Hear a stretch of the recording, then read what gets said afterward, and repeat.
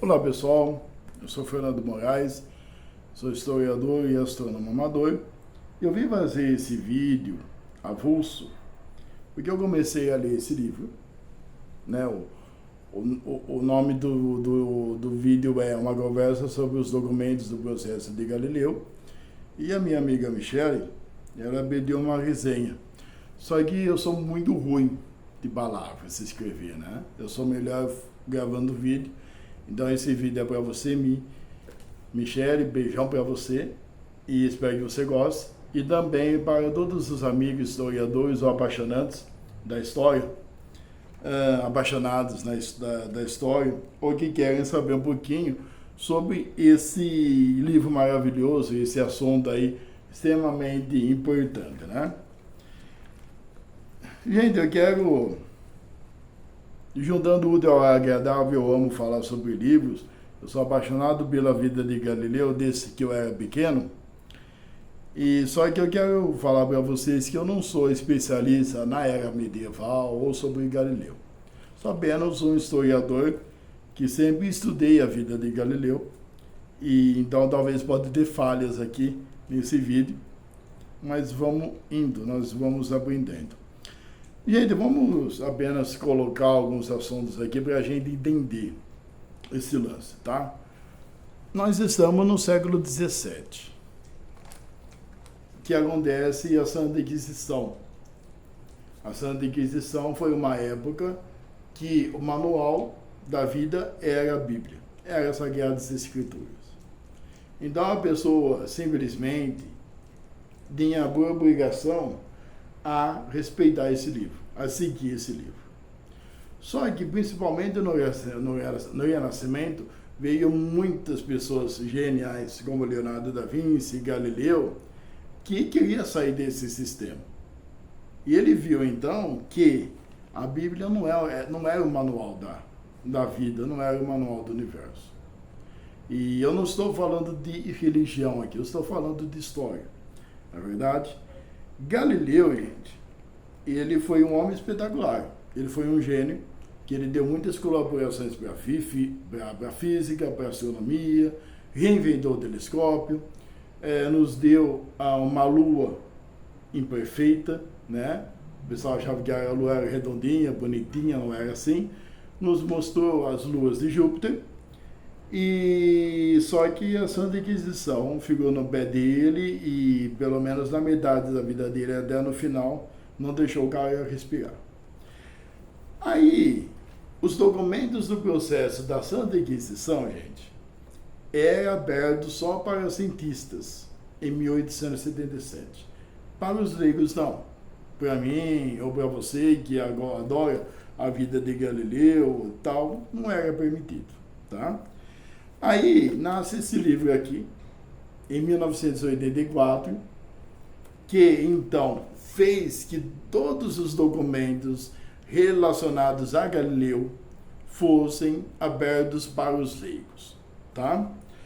E é uma coisa muito interessante, gente, porque o Papa, se não me engano, o Papa João Paulo II, em 1992, tinha perdoado Galileu, depois de 300 e poucos anos. Então, foi apenas um detalhe, né? Gente, o negócio é o seguinte. Outra coisa, esse livro aqui, ele é analisado por um padre e por um doutor. É muito interessante. Ele já começa explicando a história para depois a pessoa entender melhor os documentos. Ele começa falando, gente, que Galileu ele era um católico fervoroso. Ele era muito amigo dos bispos, ele tinha muitos bispos como amigos. E a influência de Galileu era muito forte. Olha, eu fiz um resumão aqui, né?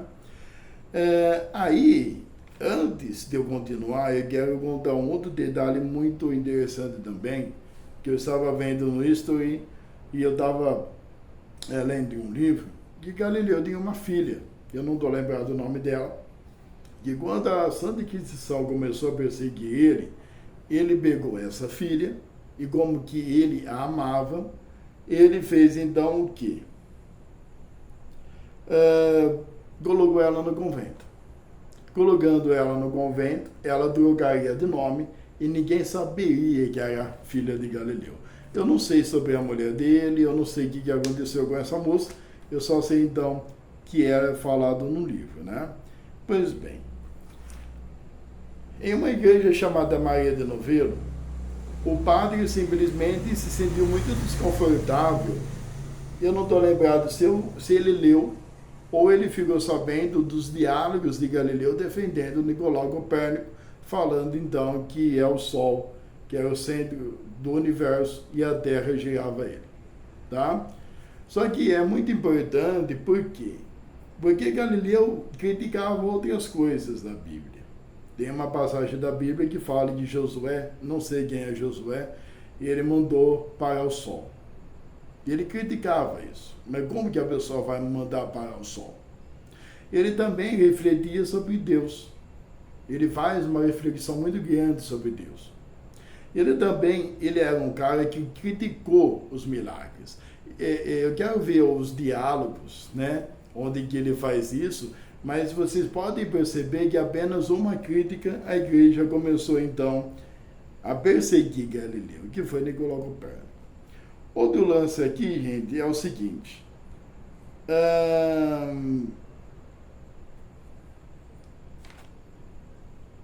Os padres começaram a perceber, isso aí com um padre mandando para a Santa Inquisição, denunciando Galileu, que era muito bom que a Santa Inquisição parasse com Galileu o mais cedo possível, porque Galileu tinha muita influência em Roma. Ainda Galileu fala no seu depoimento que ele ia ser pago para imprimir os seus diálogos para a Suécia, para a Alemanha, com tamanha a influência dele. Aí o padre simplesmente fala, olha, você tem que acabar com o Galileu, porque a gente vai ter bastante prejuízo sobre isso. E qual prejuízo que era? Perder os fiéis. É isso que acontece, né? Então, gente, o Galileu, ele é denunciado. Vários amigos de Galileu, que eram professores, se você não sabe, Galileu era professor de Liceu, né? Uma cidade da Itália, foram lá prestar depoimento. Um professor falou que ouviu seus alunos falando então sobre o Galileu, falando que estava refletindo sobre Deus, sobre Nicolau Copérnico. E, gente, eu não estou lembrado se eu falei para vocês, eu acho que eu não falei, que os documentos desse livro aqui começam em 1612 e acabam em 1633. E até que a defesa de Galileu era emocionante, tá? Era extremamente emocionante. Enfim, depois que os professores foram para a Santa Inquisição fazer o depoimento sobre Galileu, os diálogos de Galileu é proibido de imprimir. Naquela época, qualquer livro que você fazia, quem imprimisse, quem daria autorização para imprimir os livros, eram os padres das igrejas. Ainda que o Vaticano fazia um aval e colocava no livro para ser liberado, né? E os livros dele foram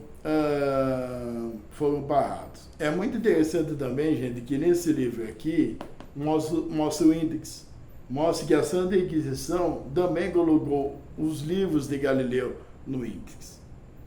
E eu me lembro, gente, que na época não, quando eu estava fazendo minha primeira faculdade de publicidade e propaganda, que eu estava pesquisando sobre Galileu,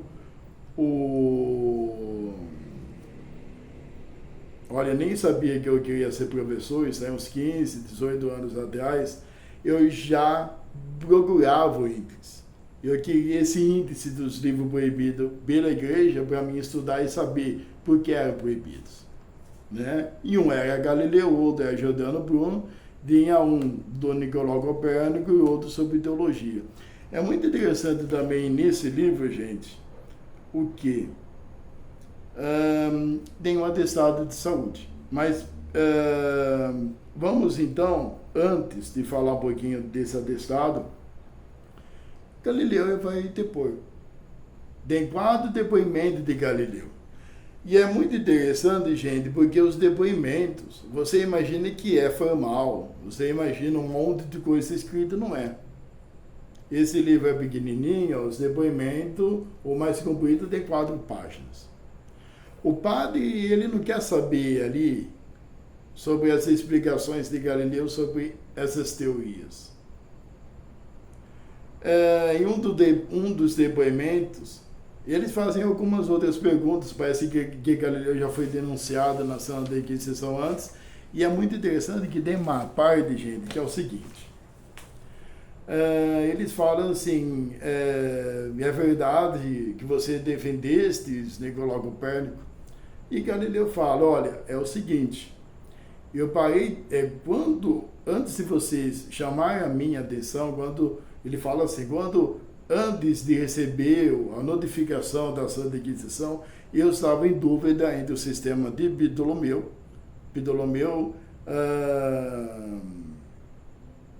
que era a Terra no centro do universo e o Sol em volta, né? Só para lembrar, e o Copérnico, então, é o Sol no meio e a Terra em volta. Eu estava em dúvida dos dois. Só que aí, quando você me chamasse a atenção, eu fiquei no lado de Ptolomeu. Galileu, ele dá essa desviada, gente, para ele se livrar dando antes dessa Inquisição. Só que é muito interessante, porque Galileu, ele lança, ou tinha lançado antes, um diálogo, eu não sei se é um diálogo específico sobre as manchas solares, né? E ele também lança um diálogo que eu tenho aí, que é grossão desse tamanho assim, eu não li ainda, que é esse conflito do sistema ptolomaico e Copérnico, né? Aí o padre fala assim, mas se você está falando que você defendeu Ptolomeu, como que nessas obras que eu acabei de falar para vocês, como que nessas obras você confirma ainda mais a sua afirmação ou as teorias de Nicolau Copérnico? Então o padre, ele estava meio antenado das coisas ali, né? Por mais que Galileu ele queria desviar, né, a Santa Inquisição para se ver livre, ele simplesmente, então, o padre meio que aperta ele, né? Gente, tem um atestado aqui, né? Aí o Galileu, ele dá a mesma resposta, não, agora eu só acredito em Ptolomeu, né? Gente, aí aqui tem um atestado que é o seguinte, eu estou olhando para o lado que eu estou na área, tem os trovões e a minha caixinha da comida. Tem um atestado muito importante porque o pessoal ficava mandando Galileu se apresentar em Roma para ele não fugir do país e tal. E tem um atestado falando assim, olha, aqui tem 3 médicos, Galileu já estava aproximadamente com 68, 69 anos, e ele está com vertigens, fraqueza e pressão baixa. Então, olha só, né? Todo esse nervosismo acabou com a saúde dele, né? É muito interessante também, gente, que nesse depoimento os padres falam que Galileu não foi um verdadeiro intelectual nos seus argumentos. E, pelo amor de Deus, gente, eu dei um ensaiador aqui, ensaiador é um diálogo no qual Galileu, ele descobre a existência da luneta, que foi um holandês que inventou, e os argumentos dele é fantástico, né? E o padre fala aqui que ele é um tiozão amador, né? Deixa eu ver outra coisa aqui, gente.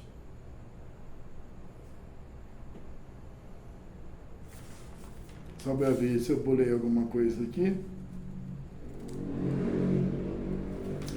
Aí, gente, no final do livro, Galileu, ele está aproximadamente com seus 70 anos, ele está muito fraco, e Esses documentos, eles não falam o que aconteceu com Galileu, são apenas correspondências.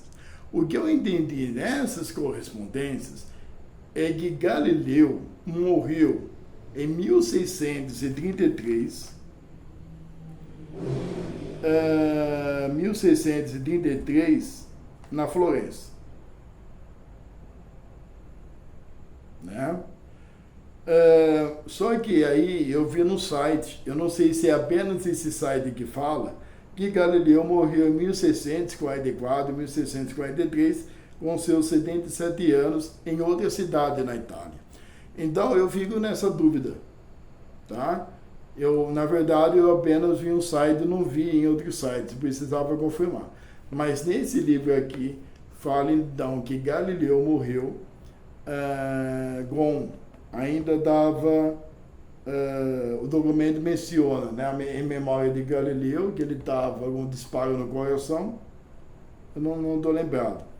E só que na internet fala então, deixa eu organizar minhas ideias, que Galileu morreu em Florença em 1633, e na internet fala que ele morreu em 1644, com seus 77 anos.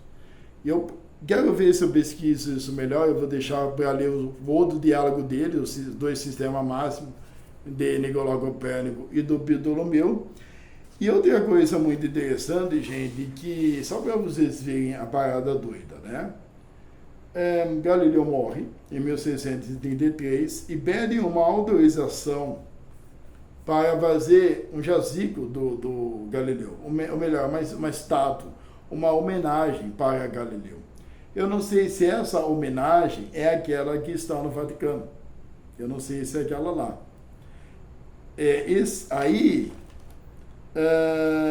Os padres autorizam, os padres também autorizam o funeral dele um pouco antes. E uma coisa muito emocionante que eu deixo aqui, suas obras foram impressas já na metade do século XVIII, está aqui também, nas últimas folhas, seus diálogos voltam a ser impressos. E uma coisa muito emocionante que a gente vê, que atrás desse homem, assim como atrás de Isaac Newton e ou Albert Einstein, há todo um sacrifício para você desenvolver a ciência. Por exemplo, Isaac Newton, eu dei a biografia dele aqui, é um livro bem difícil de entender, que obviamente eu não sou físico, né? Mas para ele entender as cores, ele entender o que ele estava estudando, né? Ele não apenas estudou a gravidade, ele enfiou um canivete no olho, né? Isso é meio absurdo, mas a cabeça de um gênio é assim mesmo, ele queria testar as coisas. Mas o que eu estou querendo dizer é o seguinte, que atrás do desenvolvimento da ciência, atrás de um homem apaixonado pelo conhecimento, tem um sacrifício. E Galileu fala na defesa que ele perdeu tempo na vida dele, que a igreja fez ele muitos sofrimentos, ele ter muitos sofrimentos, e ele estava sofrendo muito por causa disso. É muito emocionante. Eu acho que foi a réplica que ele fez ao Papa. E só para encerrar aqui, gente, vai dar quase 20 minutos. Tem um youtuber infeliz, desculpa falar desse jeito, eu acho que a gente tem que estudar muito na vida para fazer um vídeo, e que ele quis dizer que Galileu morreu como um príncipe no Vaticano, que tinha comida à vontade, que não judiaram dele. Gente, antes de vocês verem algum youtuber falando sobre o assunto, vê se o cara é especialista. Porque tem um detalhe muito interessante, que agora que eu estou lembrado, que Galileu foi ameaçado de tortura. Eu não sei se ele foi torturado, aqui não está falando isso. Eu acho que a tortura foi mais psicológica, porque Galileu não recebeu nenhum documento que fala. Não, tem um documento aqui nesse livro que fala que ele morreu sozinho, sem a visita de ninguém, e na internet também fala que ele recebeu bastante visita. Então tem algumas lagunas aí na história, aí, tá?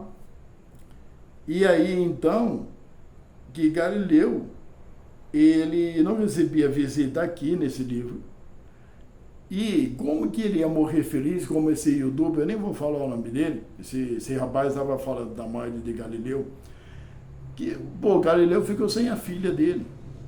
Eu não sei se a filha chegou a visitar Galileu, porque Galileu era vigiado 24 horas por dia, desde a sua morte. Então eu queria deixar isso bem claro. Galileu morreu depressivo, morreu muito doente. Me falaram, um professor que eu encontrei, em uma época, ele disse que Galileu morreu cego, não sei se é verdade, talvez teve alguns efeitos danosos nos seus olhos, por causa então da alteração do telescópio, da lente, porque ele mesmo modificava as lentes. Mas sabe, gente, algumas lagunas, mas eu fico impressionado, velho. E esse menino ainda falou que Galileu morreu na torre lá, que era o presídio, que era a torre prisão do Vaticano, velho. O livro está falando aqui que Galileu devia autorização para morrer na Florença, porque ele já sofreu muito por causa da Santa Inquisição. Então, Michele, espero que você gostou, espero que você entendeu, né? Porque tem algumas lacunas a pesquisa ainda, mas o livro é sensacional, é emocionante. E espero que você também, amigo, gostou desse vídeo aqui. Beijão para vocês, até mais.